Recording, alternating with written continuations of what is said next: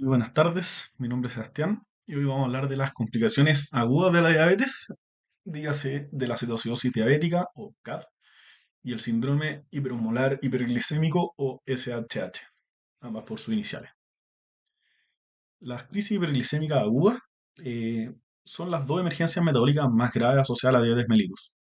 Cada una tiene sus características específicas.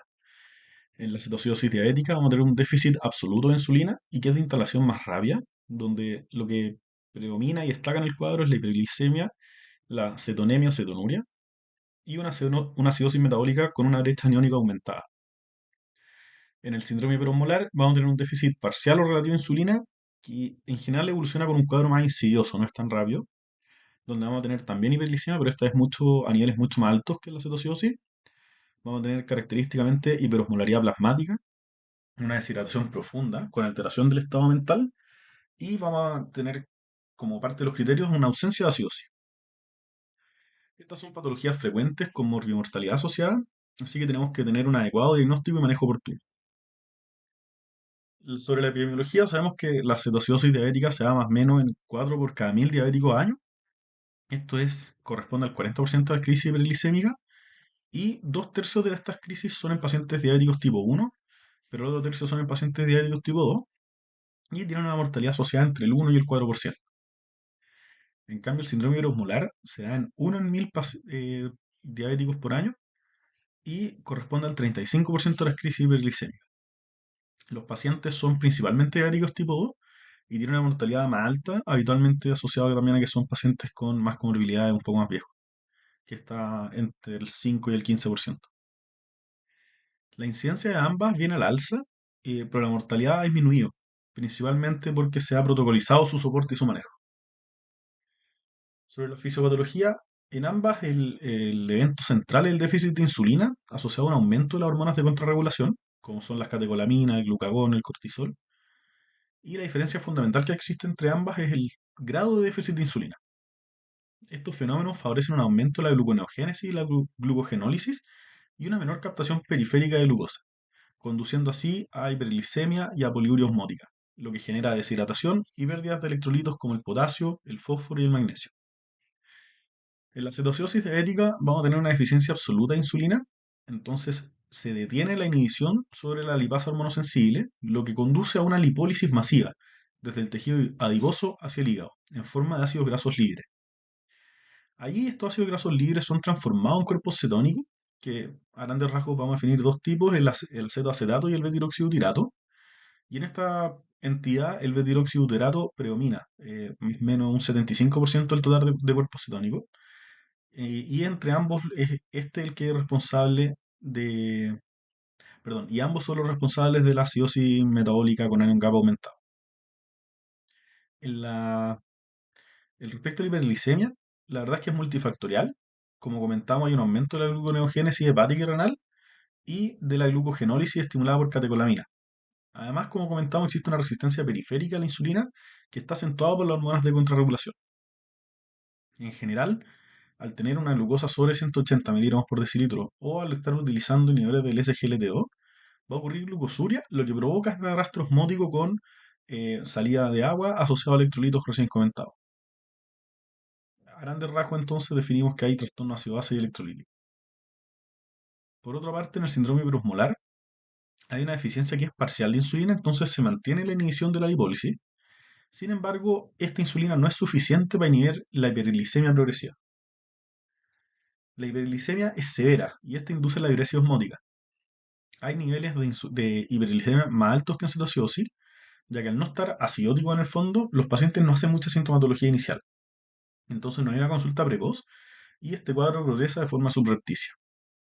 Además, estos pacientes habitualmente son adultos mayores con comorbilidades, que muchas veces imposibilitan la correcta hidratación espontánea, tienen mal acceso al agua. Así, los pacientes se exponen durante más tiempo a esta diuresis osmótica que hemos descrito antes, con abundante pérdida de agua libre y electrolitos. El compromiso neurológico asociado a la hiperosmolaridad se debe a que la gran pérdida de agua y la hiperglicemia llevan a osmolaridades plasmáticas sobre 320 milosmoles por kilo, lo que explica que el compromiso de conciencia varía en el fondo entre una letargia hasta incluso un coma y puede estar incluso acompañado por focalidad neurológica o por convulsiones. Ambos de estas entidades están asociadas a estados proinflamatorios con expresión mayor de interleuquina y TNF-alfa, además de estrés oxidativo. Hay que tener súper claro que estos cuadros habitualmente se logra identificar un desencadenante, un factor de riesgo en el fondo, eh, que son comunes en verdad los dos, y lo que caracteriza a estos desencadenantes es disminuir los niveles de insulina, aumentar las hormonas de contrarregulación o contribuir al exceso de carga glicémica. A destacar, los más frecuentes son las infecciones, que da cuenta como hasta un 50% de los casos, la mala adherencia a insulina, más común en diabéticos tipo 1, cruzando por la adolescencia, que da cuenta como un 30% de los casos. Otras veces donde este es la presentación de debut de diabetes, más o menos un 15%. Y otras varias como accidentes, infartos coronarios, accidentes cerebrovasculares, pancreatitis, cirugías, politraumas, fármacos, etcétera. Sobre la clínica, vamos a tener que ir a buscar el antecedente de diabetes, por supuesto, o antecedentes de riesgo cardiovascular en el fondo, infartos previos, obesidad, tabaquismo, etcétera. Y obviamente vamos a ir a averiguar en el fondo si es que el paciente tuvo cirugía reciente, si es que cambió de fármaco recientemente, medicamentos de inicio reciente, uso de drogas de recreación como cocaína, etcétera. Ahora, según el diagnóstico, cambia un poco la clínica. En la cetoacidosis, habitualmente es un cuadro que evoluciona en las primeras horas, digamos. Esto habitualmente es en el primero o segundo día de evolución, porque hay mucha sintomatología que está por la hiperglicemia, pero también por la acidosis, que es la más importante. Vamos a ir a preguntar por los síntomas clásicos de diabetes descompensada, como son la polipsia, la poliuria, la pérdida de peso, náuseas, dolor abdominal y vómitos que están dados por la cetoacidosis. Y vamos a ir a preguntar siempre por síntomas de la enfermedad subyacente, que son los que comentamos antes. En el examen físico vamos a ir a buscar taquipnea o respiración de Kussmaul.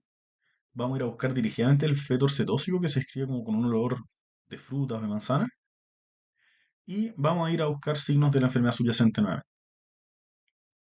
En el síndrome hiperosmolar, habitualmente es un cuadro que dura de días a semanas, es más larvado, y como comentamos, el perfil de paciente es un paciente ya adulto mayor en general.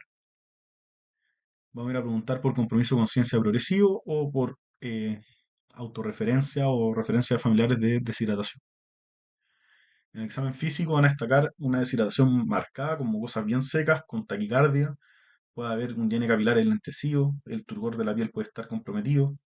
Obviamente, como comentamos, vamos a buscar compromiso de conciencia, incluyendo una eventual focalidad neurológica o convulsión. Para el diagnóstico, vamos a ver en el laboratorio un perfil bioquímico que nos va a mostrar la glucosa y el fósforo, lo otro que nos va a importar esto acá. También nos va a importar el GUN, pensando en falla de órgano blanco.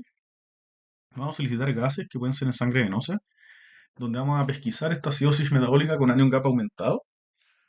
Vamos a pedir electrolitos, donde habitualmente podemos tener hiponatremia hipertónica por pérdida de agua libre y por diuresia osmótica con dilución del sodio por arrastre osmótico de agua. O podemos tener trastornos del potasio en relación a depresión corporal por poliuria osmótica. Destacar que muchas veces el potasio se encuentra en valores normales o altos, pero eso no significa que el nivel corporal de potasio del paciente esté bien. Sabemos por definición que como el nivel corporal de potasio está disminuido en estos pacientes. Vamos a ir a buscar dirigidamente cuerpos cetónicos. Como comentamos, el betiroxibutirato es el 75% del total, que se metabolizan hacia el acetoacetato.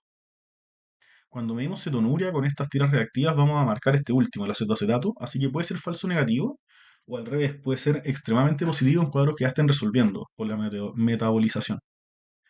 Se debe medir, ojalá, el betiroxibutirato en sangre, y ahí cabe destacar que en nuestro centro, en la Católica, el nivel que muestra el PDF en el fondo del resultado laboratorio está hecho en miligramos por decilitro, pero la guía y en el fondo el criterio diagnóstico está en milimoles por litro. Entonces, para tener un diagnóstico en el fondo consistente con betiroxibutirato alto, tenemos que esperar al menos 31 miligramos por decilitro en el PDF resultado. Ahora vamos a pedir también hemoglobina glicosilada porque tenemos que evaluar cuál es el estado crónico de la diabetes y siempre vamos a pedir un resto de laboratorio buscando el descompensante, hemograma, parámetros inflamatorios, troponinas, creatinina, embarazo con beta ay, gonadotropina coriónica, lipasa, hormonas. Vamos a cultivar en caso de que nos nos quepa la sospecha, etc. Sobre otro estudio, vamos a solicitar un electrocardiograma para descartar algún proceso coronario y radiografía tórax, escáner, otras imágenes, como comentamos, según sospecha. Ahora algo importante, los criterios respecto a los criterios diagnósticos en el fondo cambiaron en la última publicación de la Sociedad Americana de Diabetes, que fue el 2024, em, y destacar antes de que hasta un tercio de los pacientes que se presentan con estas crisis pueden tener una sobreposición, que conceptualmente es un hiperosmolar con cetonemia. En la cetoacidosis diabética necesitamos tener los tres criterios presentes: una hiperglicemia con glucosa sobre 200 o historia de diabetes, y este es un cambio que se hizo para pesquisar con mayor sensibilidad las cetoacidosis glicémicas que están, entre comillas, cada vez más de moda, sobre todo por el uso mayor de inhibidores de SGLT2.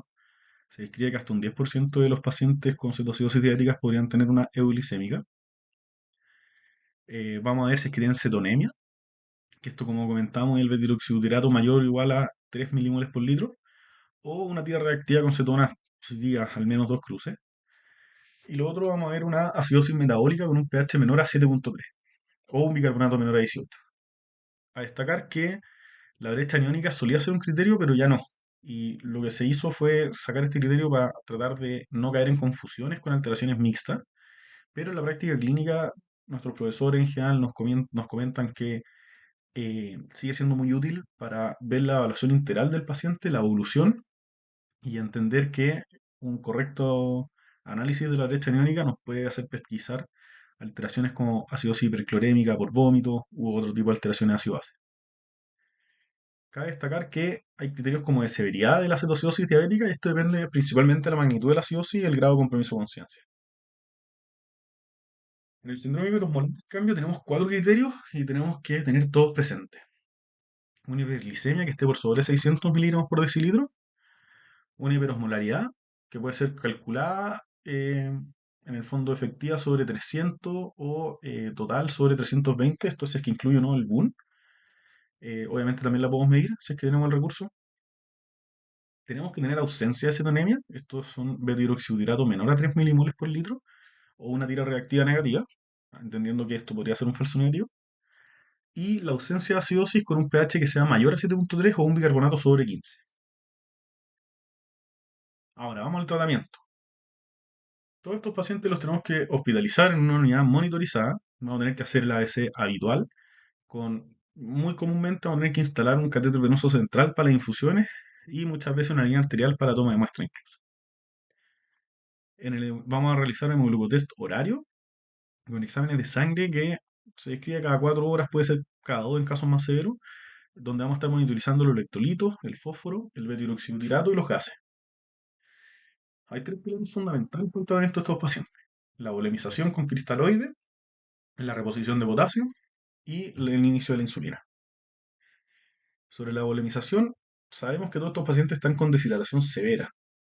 Como comentamos, hay una anorexia osmótica que lleva un déficit de agua que se estima entre 50 y 100 ml por kilo en cetoacidosis y entre 100 y 200 ml por kilo en hiperosmolar. La volemización mejora la perfusión, muchas veces por sí sola corrige los electrolitos y disminuye las hormonas de contrarregulación y la osmolaridad plasmática. Habitualmente se solía utilizar suero salino al 0,9% en el fondo, suero fisiológico, pero se ha demostrado que dar cristaloides balanceados como el suero Ringer lactato ayuda a una resolución más rápida, con menor tiempo de estadía y menor acidosis hiperclorémica. Se inicia una infusión que en verdad es súper fuerte, entre 500 y 1000 mililitros por hora, durante 2 a 4 horas, y luego ajustar para intentar corregir el déficit de agua entre 1 y 2 días.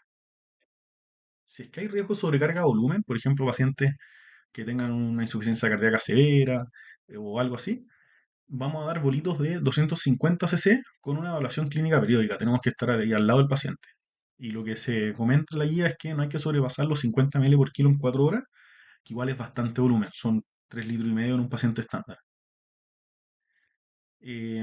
Solamente hay que usar suero al 0,45% en caso de que la osmolaridad no baje según lo esperado. Esto básicamente es que le parto pasando suero y siga alta pese a la voluminización. Eso también es algo que ha cambiado un poco, ya no estamos tan pendientes del sodio ni nada.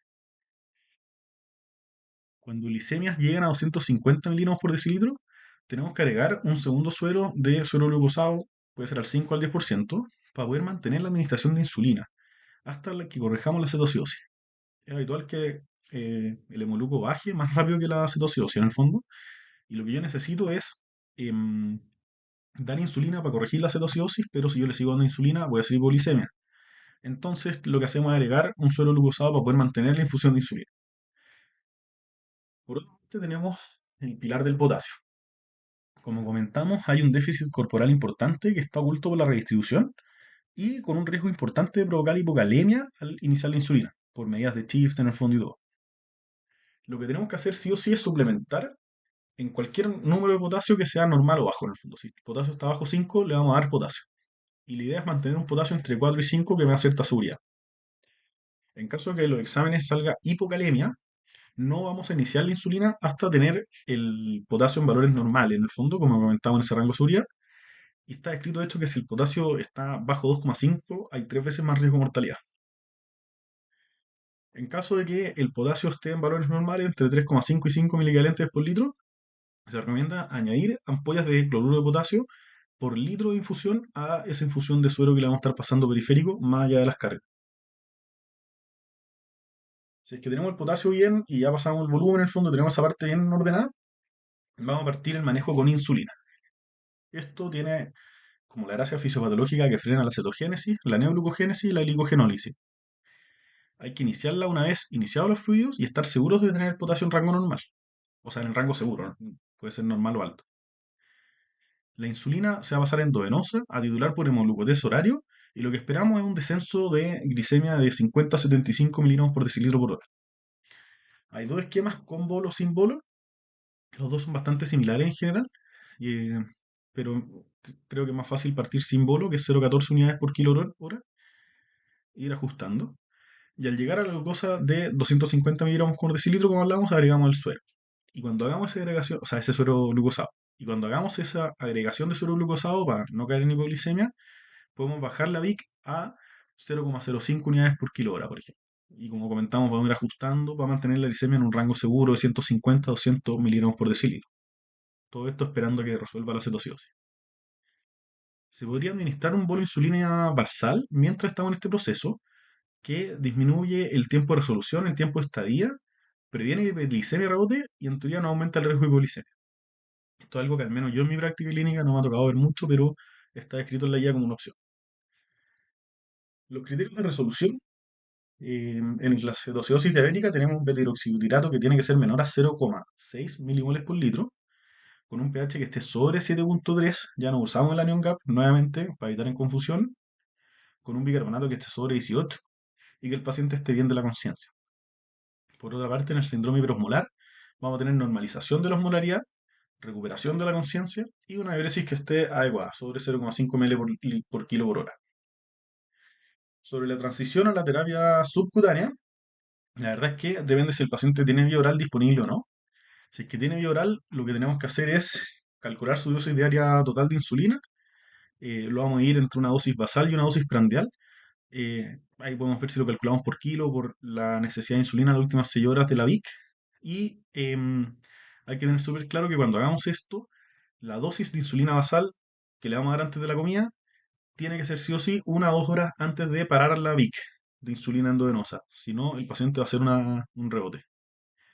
Si es que la VIC no está disponible, lo que vamos a hacer es hacer un matraz de suero glucosado al 5% y eso hacer 500 cc y agregarle insulina cristalina a ese suero.